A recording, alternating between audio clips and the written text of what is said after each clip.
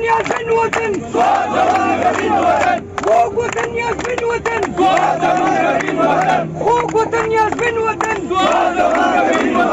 وي امن امن جون جون امن امن جون جون امن امن جون جون امن امن جون جون امن امن جون جون یہ بدلا خوری نامنظور یہ دہشت گردی نامنظور چیک پوسٹ پہ گالی نامنظور چیک پوسٹ پہ گالی نامنظور یہ بم دھماکے نامنظور یہ اغوا گردی نامنظور یہ بدلا خوری نامنظور یہ ڈالر خوری نامنظور یہ ڈالر خوری نامنظور یہ خون کی ہولی نامنظور یہ دہشت گردی نامنظور۔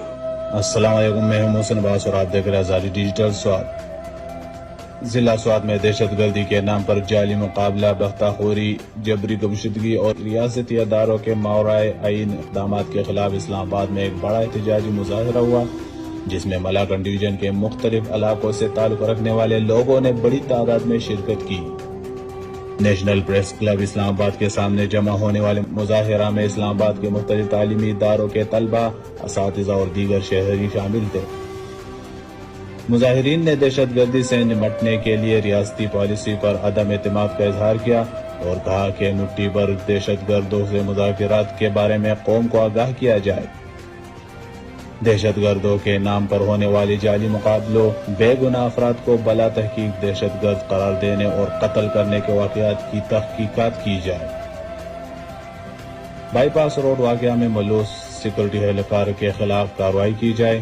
سوات پولیس اور دیگر سول اداروں کو ترجیحی بنیادوں پر مستحکم کیا جائے۔ اگر فوج یا رینجر کی ضرورت ہو تو انہیں مقامی پولیس کی سرکردگی میں کارروائی کا پابند کیا جائے۔ سوات پولیس اور انتظامیہ کو بہترین افسروں اور اضافی بجٹ کے ذریعے دہشت گردوں کے خلاف سیسا پلائی ہوئی دیوار بنایا جائے۔ مظاہرین نے کہا ہے کہ ہم دہشت گردی کے نام پر مزید کرفیو، چیک پوسٹوں اور مار داڑ کے لیے ہرگز تیار نہیں، نہ ہی کسی صورت اپنا گھر بار چھوڑیں گے۔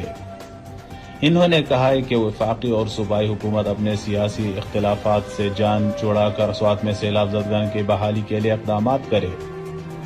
وزیر اعلیٰ خیبر پختونخوا، وزیر اعظم اور دیگر وفاقی وزراء سوات کے دورے کر کے عوامی مسائل کی طرف توجہ دے۔ انصاف کے بغیر امن نہیں آ سکتا۔ ریاستی اداروں کو سیاسی قیادت کی رہنمائی میں عوام کے اصل مسائل کی طرف توجہ دے تو مٹھی بھر دہشت گرد جن کا حقیقت میں کوئی وجود نہیں، اپنی موت آپ مر جائیں گے۔ مزید اپڈیٹس کے لیے دیکھتے رہے گا آزادی ڈیجیٹل سوات۔